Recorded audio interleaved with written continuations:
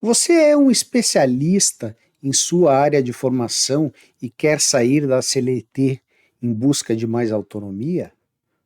Ou então você saiu da CLT até mesmo contra a sua vontade e quer retornar em um ambiente de trabalho que possa utilizar melhor as suas habilidades e conhecimentos? Pois é, eu já passei por isso há quase 12 anos atrás. Meu nome é Pedro Neto, sou administrador e contador, com várias especializações e experiências profissionais desenvolvidas durante mais de 20 anos.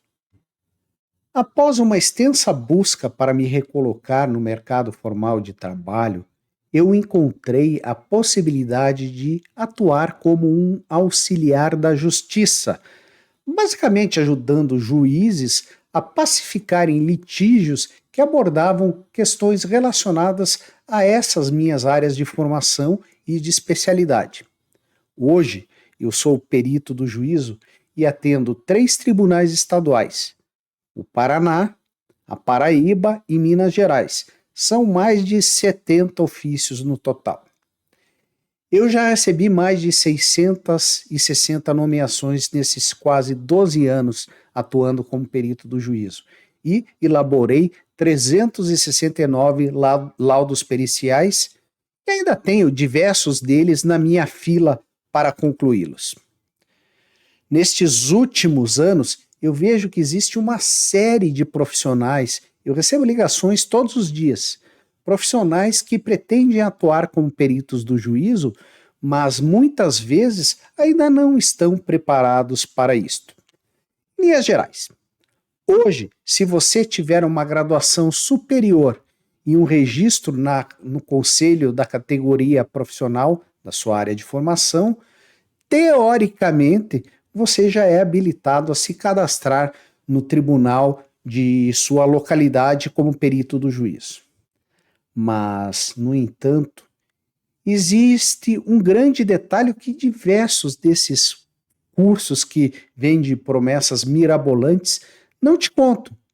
Além da formação, você precisa ter especialização, ou seja, não basta somente um diploma. Eu tenho visto diversas pessoas recém-formadas, algumas até já com alguma experiência, que acabam se aventurando na atividade de peritos judiciais e, quando tomam conhecimento das demandas que foram nomeadas, verificam que não têm a mínima ideia de como atendê-la. E isso é um grande risco. Foi justamente por esse motivo que, aproximadamente uns 5 anos atrás, eu desenvolvi um guia para todos os profissionais que pretendiam atuar como peritos do juízo. O nome desse meu livro eletrônico é O Essencial para o Perito Judicial. Nem vou falar o restante aqui porque é muito longo, né? Sim, o título ficou longo, né? Mas ele mostra tudo que o profissional que pretende atuar como um auxiliar da justiça deve saber antes mesmo de fazer o seu cadastro nos tribunais, né? Vamos tentar colocar tudo isso de uma maneira rápida aqui. Tá? Todo o processo ele tem início com uma peça inicial, a petição inicial, que é elaborada, logicamente, por um advogado devidamente habilitado. Ali, na petição inicial, estarão contidas todas as suas teses e, eventualmente, algumas provas para que essas suas teses sejam aceitas, né? Após apresentado o pedido inicial, é feita uma análise preliminar pelo douto juízo, e se a petição inicial cumprir todos os requisitos do Código de Processo Civil, o juiz irá determinar a citação da contraparte, ou seja, da parte requerida. Tá?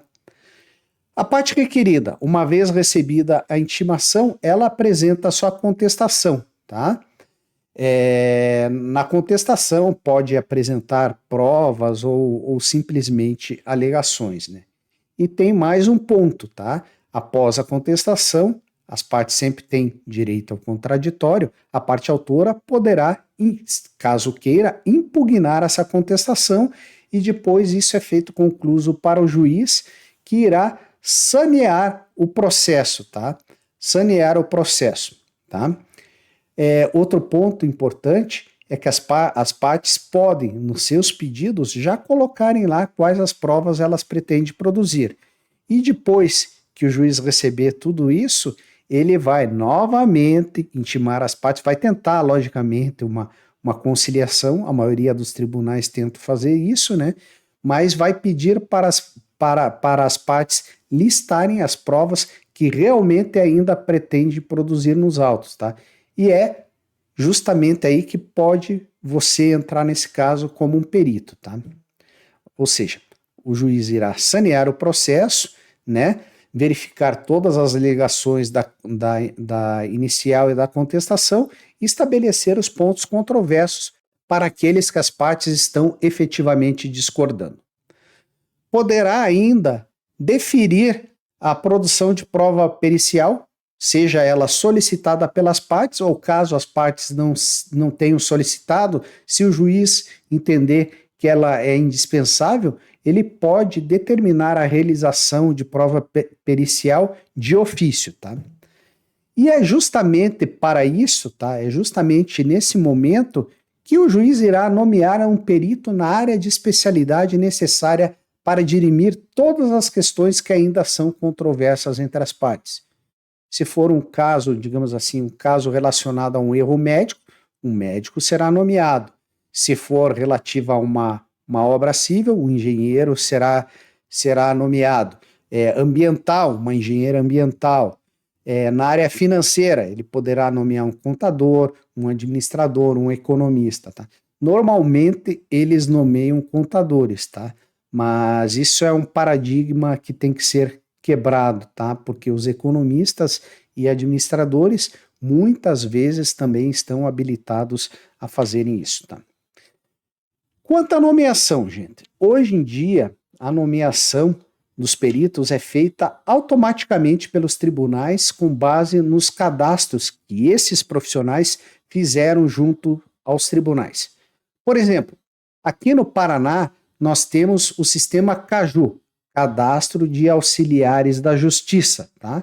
Então, é lá nesse sistema que os juízes irão buscar profissionais para elaborarem as provas periciais.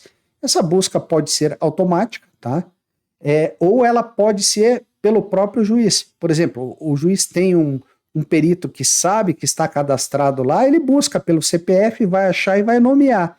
Funciona assim, tá? Ou, então, eu não sei exatamente como funciona, eles apertam algum botão lá e o sistema irá sortear um candidato a perito, tá? Sei que é assim que funciona em Minas Gerais, eu tenho certeza, em Santa Catarina eu também tenho certeza, tá? Então, gente, uma vez selecionado este perito, tá? O juiz, no seu despacho saneador, irá pontuar todas as questões que ainda são controversas e determinará a intimação das partes litigantes, para que no prazo de 15 dias apresente seus quesitos e o seu assistente técnico. Tá?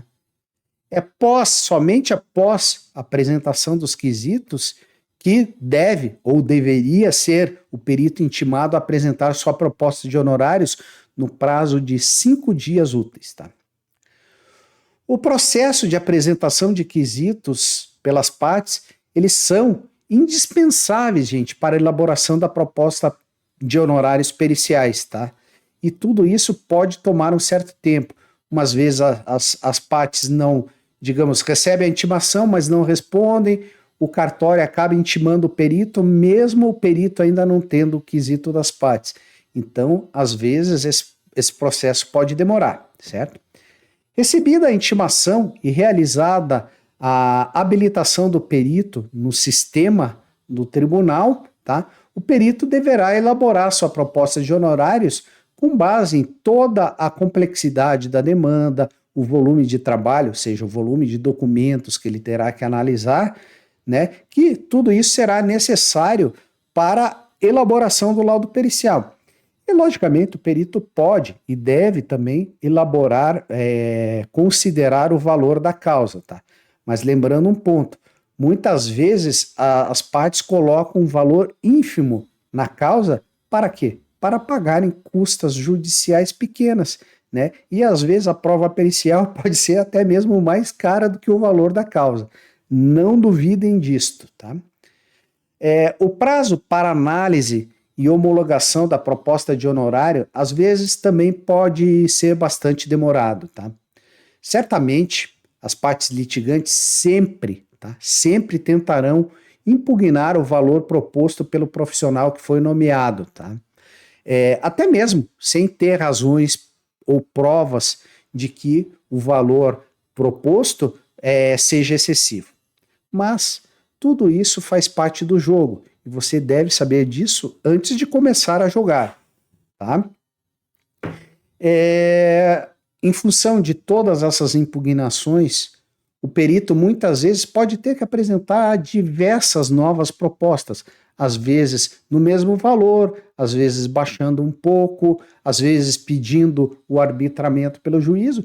Isso pode levar um certo tempo. E já vi muitas vezes, até eu mesmo já fui substituído em processos em que as partes impugnaram tanto que eu disse que não, meu valor é aquele, e o juiz nomeou outro profissional. Uma vez aceitos ou arbitrados os honorários periciais, exceto nos casos em que o processo ocorre com a concessão de gratuidade da justiça, tá? O montante da verba pericial deve ser depositado em conta judicial vinculada ao processo do juízo, tá? Logicamente, pela parte ou pelas partes responsáveis por seu pagamento, tá?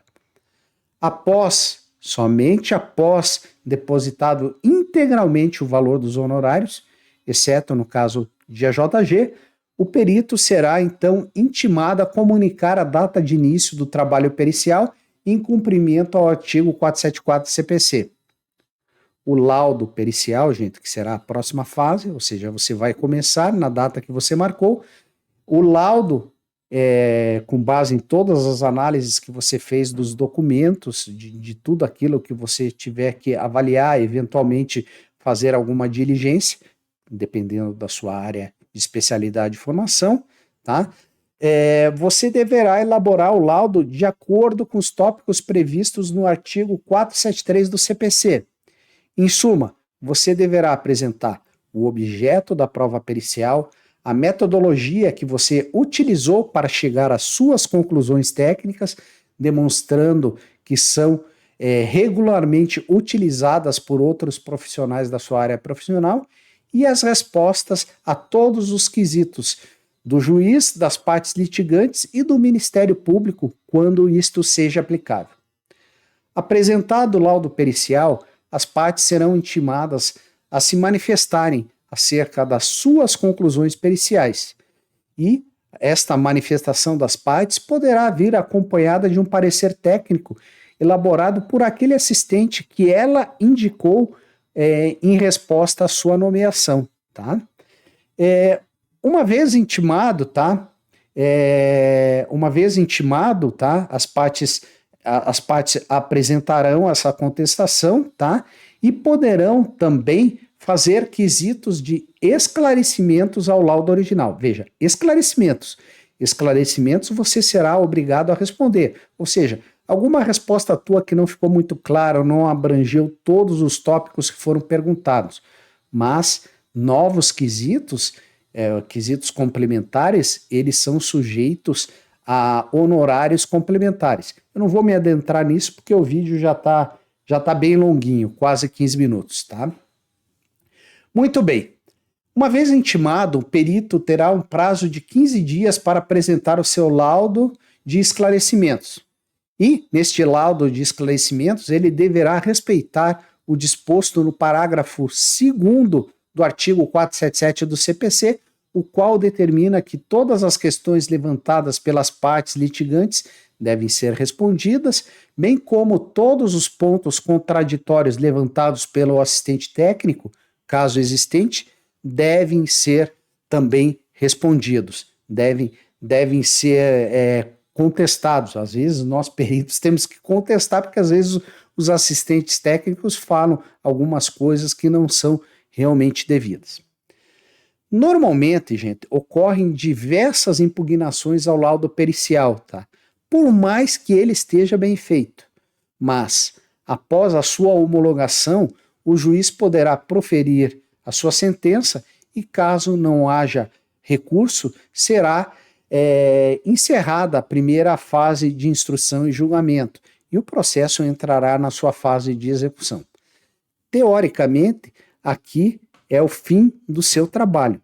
Teoricamente, gente, porque muitas vezes o processo segue para outras esferas, as quais podem, eventualmente, mandar perguntar para o perito alguma coisa que o magistrado, que o desembargador, o ministro não tenha entendido, ok? Todos esses trâmites, gente, podem parecer à primeira vista complicados, tá? Nós estamos falando aqui há 16 minutos, né? Mas é fácil de aprender tudo isso, tá? Eu elaborei anos atrás, tá? Um curso ensinando tudo isso a qualquer profissional que precisa conhecer essas fases do processo para decidirem se irão ou não atuar como peritos do juízo. Mais uma vez eu digo, você quer jogar o jogo, você tem que conhecer o jogo, tá? Mas, caso este profissional realmente reconheça que é hábil e que dará conta do recado, o curso irá demonstrar como elaborar a proposta de honorários, como defender a proposta de honorários, como estruturar um laudo pericial de acordo com o artigo 473 do CPC e, eventualmente, elaborar um laudo de esclarecimentos de acordo com o que está previsto no parágrafo 2º do artigo 477 do CPC. Além disso, gente, esse curso demonstra diversos modelos de petições, tanto para propostas de honorários, quanto para apresentação de laudos, para estruturação de laudos, e até mesmo solicitação de levantamento de honorários. Muito bem, por fim, se você está nessa fase profissional em que quer utilizar os seus conhecimentos em algo que realmente vá auxiliar a sociedade, a perícia judicial é um bom caminho e pode até mesmo trazer bons rendimentos, tá? Logicamente que você não pode se iludir que você vai conseguir pegar um trabalho que vai ganhar 500 mil reais, porque não é exatamente assim. Um trabalho desse montante precisa de uma equipe grande. Considerando que hoje é Black Friday, eu venho aqui convidá-los pessoalmente a acessarem a página do meu curso, que eu deixarei aqui na descrição do vídeo, e aproveitarem o desconto de 30% sobre o valor do treinamento. Relembrando, essa oferta estará disponível até as 23 horas e 59 minutos de hoje. Portanto, gente, não perca tempo, vai lá e corra atrás dessa oportunidade e do seu aprimoramento como profissional. Um grande abraço do Pedro Neto, vejo vocês no próximo vídeo. Até mais.